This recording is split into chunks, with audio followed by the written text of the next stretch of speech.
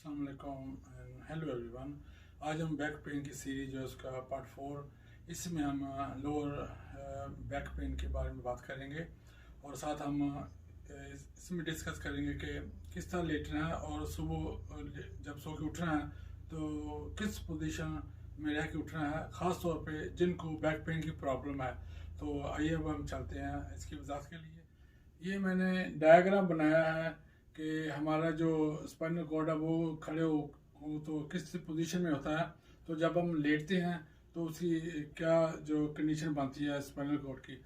तो ये देखिए, ये स्ट्रेट लाइन है, तो इसकी अलाइनमेंट के लिए बताया गया है। और ये हमारी बॉडी, एक आदमी जब नॉर्मल खड़ा होता है तो उसमें ये देखें, ये एक बम्पी हिस्सा होता है और एक ये बम्पी हिस्सा होता है। उसके अलावा हमारी जो टांगे होती हैं, लेग्स होती हैं, यहाँ हील से आगे, तो यहाँ से लेके यहाँ तक ये आगे की तरफ होती हैं। और ये हिस्सा आगे तो इसमें वो लॉर्डोसिस, उसमें वो कर्व होता है। और ये हमारी ये हमारा सर है और ये हमारा जो नेक का एरिया है। तो यहाँ हम पिल्लो रख के सोते हैं, बिटवीन शोल्डर्स लेके और सर तक जो हम पिल्लो लेके सोते हैं। और इसके अलावा इसमें हमने जो चीज़ मद्देनज़र रखनी है कि जब हम लेटते हैं तो हमारी जो पोजीशन है वो किस तरह बनती है। ये देखिए, ये हमारा जो स्पाइनल कॉर्ड है, ये हमारी इसकी ये शेप है।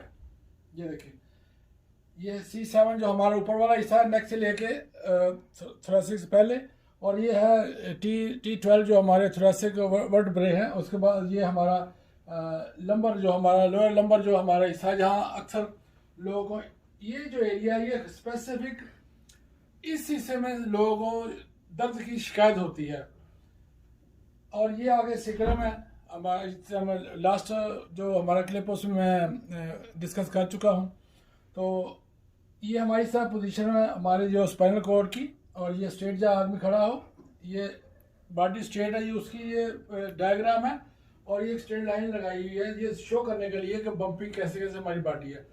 तो अब हम चलते हैं, अब हम शो करेंगे कि कैसे पोजीशन होती है, उसमें क्या होता है और हम किस तरह उठते हैं और हमें किस तरह उठना चाहिए, ख़ास तौर पे जिन लोगों को कमर की दर्द है। तो जब हम लेटते हैं, मोमन लोग काउच पे जब लेटते हैं, जो इससे जो पिछला क्लिप उसमें मैं बता कर चुका हूँ कि वो इस तरह लेटते हैं। इससे भी जो हमारे साइड के जो मसल होते हैं उनमें कंट्रैक्शन होती है, खिंचाव आ जाता है। ये देखें, जब आप फ्रंट पे झुकते हैं तो आपके इस तरह जो आपकी डिस्क पिंच होती है, तो जब आप इस तरह साइड पे होकर लेटेंगे तो आपकी साइड से जो ना वो जब डिस्क वो पिंच होगी इस तरह। तो ये देखें कितना स्पेस यहाँ आ गया पीछे की तरफ, और आगे कितना ये दबाव पर इसका प्रेशर आ गया। तो ये तो होगा डिस्क का मामला। लेकिन जो हमारा जो वर्टेब्रे के साथ जो मसल्स होते हैं वो खींचे जाते हैं एक साइड से। आप इस तरह करेंगे तो ये साइड जो लूज होगी और ये जो पीछे वाली साइड है वो टाइट हो गई। तो उससे फिर क्या होगा कि आपको इस साइड पे दर्द होगी। और जब आप सुबह उठेंगे, अगर इससे आप लेटे हैं 2-3 घंटे लेटे रहे हैं, उसके बाद दूसरी साइड चेंज किया, दूसरा लेटे रहे हैं, तो फिर आपको कमर में शदीद दर्द होगी जब सुबह उठेंगे, क्योंकि आपकी जो पोजीशन सोने की थी वो गलत थी। तो इसलिए हमें इससे अवॉइड करना चाहिए और हमें लेटना चाहिए। अगर हम साइड पे भी लेटे तो उससे ये जो ज़्यादा पिलो लेके या जो उसका कोच का या किसी चीज़ का भी जिसके ऊपर आप लेट रहे हैं, उसका जो आर्म है वो ऊंचा है, उसके ऊपर सारा हमें नहीं रखना चाहिए। तो पहले तो हम इसके जो हमारा जो जिस बेड के ऊपर हम लेटते हैं उसमें अमूमन हमारा जो फोम का जो गद्दा होता है वो बहुत सॉफ्ट होता है। जो डायग्राम में दिखाया गया है कि जो बम्पी एरिया है वो तो उसमें दम से ज़्यादा नीचे चला जाता है। जो बाकी जो कर्व वाला हिस्सा होता है, टांगों से लेके या हिप से लेके नीचे तक, हील तक, और जो हमारा जो शोल्डर वाला हिस्सा, ये वाला हिस्सा, यहाँ से लेके जो हमारी मिडल कमर वहाँ तक, तो ये हिस्सा ऊपर रहता है। तो बाकी जो बम्पी हिस्सा होता है वो नीचे चला जाता है।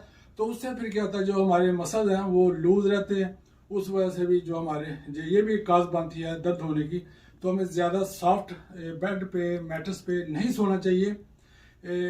हमें देखा, आपने सुना होगा कि नीचे ज़मीन पे सोने वालों को कमर की दर्द की शिकायत कम होती है, क्योंकि उनकी जो बॉडी है वो स्टेबल रहती है।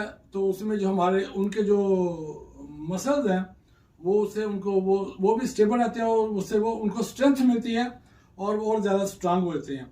तो उसका ये फायदा होता है। बनस्पत देखिए आप सॉफ्ट जगह पे, बेड पे या चारपाई के ऊपर, चारपाई और ज़्यादा डेंजरस, अगर वो लूज हो तो उसमें और ज़्यादा आपका कर्व बन जाएगा, उसमें ज़्यादा चांसेस है आपके डिस्क का भी मसला बनेगा और आपके जो मसल्स हैं उनका भी आपको मसला बनेगा, और जो लेगामेंट है वो भी लूज होंगे। तो ये तीन चीज़ें मिलकर जब होगी तो फिर बहुत ज़्यादा शदीद दर्द होगी। तो इसमें आप शो करेंगे कि जब आपने सो के उठना है तो वो कैसे उठना है, ख़ास तौर पे जिनको कमर की दर्द है। इसमें ये होता है कि जब आप सारी रात बेड के ऊपर लेटे रहते हैं, सोए रहते हैं 7, 8, 10 घंटे, तो उसके बाद जब आप सुबह उठते हैं तो हमारे ब्रेन में जो लिक्विड होता है, जो हमारा जो स्पाइनल कोड में एक स्पाइनल कैनाल होती है, उसमें वो ब्रेन स्टेम होता है, 7 से ऑल द वे डाउन होता है नंबर 5 तक, तो वो जो फ्लूइड होता है वो रन करता है। तो ये होता है कि ये जो हम लेटे रहते इतना असर, तो ये फ्लूइड वहाँ इकट्ठा हो जाता है रीढ़ की हड्डी में, स्पाइनल कैनाल में। तो जब हम जिसको दर्द की शिकायत पहले ही हो, तो जब वो रूटीन में जैसे हम उठते हैं, जो मैं शो करूँगा, तो उससे उसको फिर प्रेशर आ जाता है, तो उससे फिर उनको वो दर्द होती है।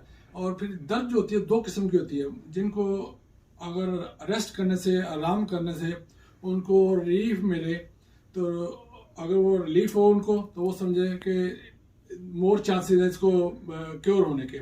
लेकिन जिनकी और वर्स्ट हो जाए, उसमें और शिद्दत आ जाए, तो इसका मतलब है कि उनकी जो दर्द है वो ज़्यादा सीरियस है, तो उनको उसको सीरियस लेना चाहिए। इसमें जो परहेज़ जो भी आपको डॉक्टर ने या हकीम ने बताए हैं, तो उसको उससे के मुताबिक उसको परहेज़ भी करना चाहिए। परहेज़ जो है ना वो लाजमी है इस हेल्थ के लिए। तो अब हम चाहते हैं कि जो जिनको दर्द है वो लेट के कैसे उठें।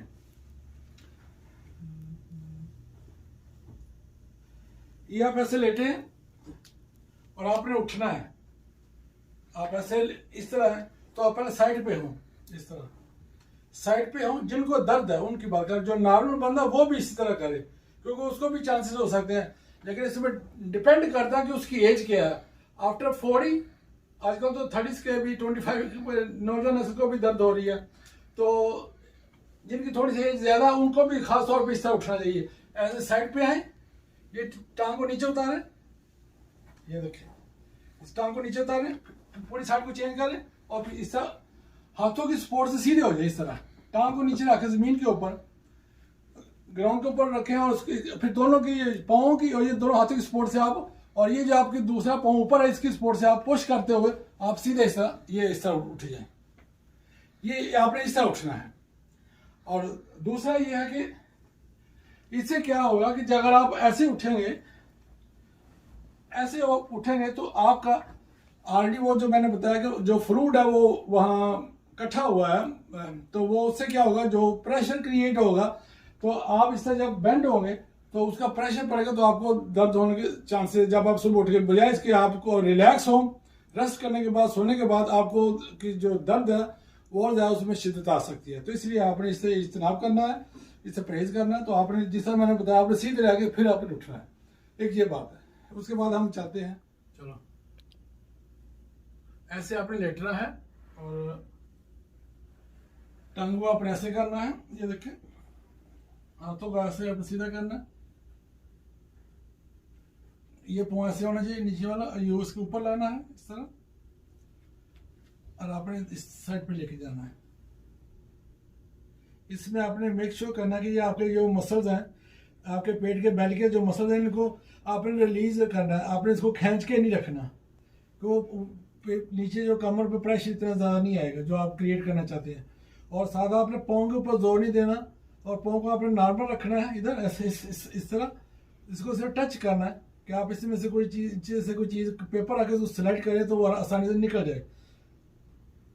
तो इस तरह आपने देखें, ये ऐसे रहना है, तकरीबन 5-6 सेकेंड्स आपने होल्ड करके रखना, फिर आपने वापस आना इस तरह, फिर इसको आपने स्विच करना दूसरी साइड पे इसी तरह,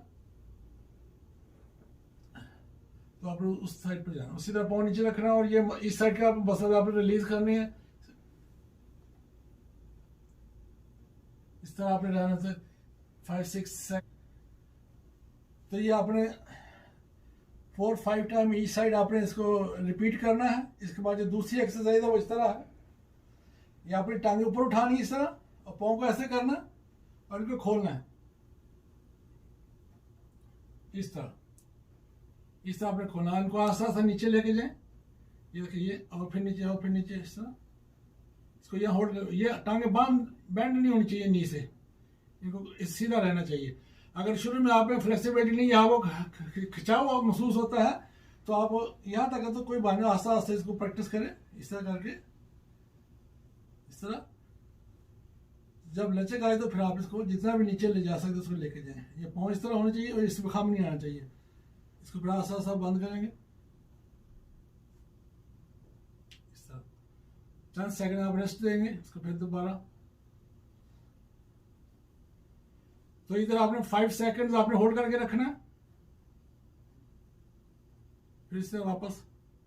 उसके बाद आपने क्या करना है, उसके बाद फिर आपने ये करना है कि एक टांग को आपने नीचे इस साइड इस तरह नीचे रख लेना और दूसरी टांग को उठाना इस तरह।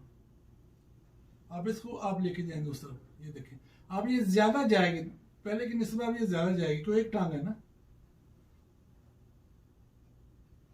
अगर आप इसका तजर्बा करना चाहें कि जो हम इससे जो पहले जो क्लिप है उसमें मैं बता चुका मसल होते हैं, तो वो उनमें अगर कंट्रैक्शन और खिंचाव हो तो हमारे को जो मोबिलिटी है सीढ़ी चढ़ने में, या इसको नी को शोल्डर पे लगाने में या बैंड होने में हमें दिक्कत महसूस होगी।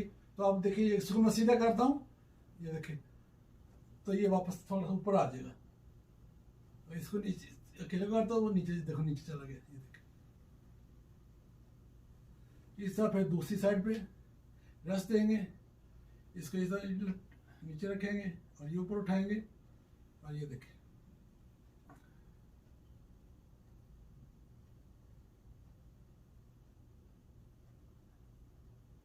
इस तरह। अब ये देखिए, मैं इस तरह से आपको दिखाता हूँ, ये देखिए, इसको मैं सीधा करूँगी, टांग ऊपर आ जाएगी, ये देखिए। तो इसका मतलब वो जो श्वास जो मसल है उसमें इतनी लचक नहीं है, तो वो कोऑपरेट नहीं कर रहा, तो इसलिए ये टांग ऊपर आ जाती है। तो जो पहले इससे जो पहला क्लिप था इसका बैक पेन सीरीज का जो क्लिप नंबर 1 था, उसमें मैंने इसकी वजाहत किया, तो वो भी आप करें तो आपको ज़्यादा फायदा होगा। तो ये आपने इस तरह करना, 5 सेकंड आपने होल्ड करना, 5 टाइम इसकी रेपिटेशन है। उसके बाद जो नेक्स्ट एक्सरसाइज है वो इस तरह, ये देखिए, आपने इस तरह लेटना है और आपने शोल्डर से जैसे क्रॉलिंग करते हैं, कुछ चीज को ऊपर चढ़ते हैं, जैसे सीढ़ी चढ़ते उससे आपने करनी है। देखिए, ये ऐसे करके,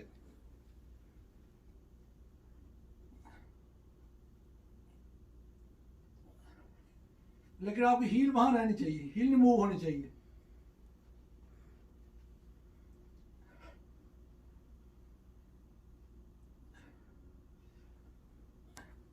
ये आपने 1.5 से 2 मिनट तक इसको आप इसको कंटिन्यू रखें।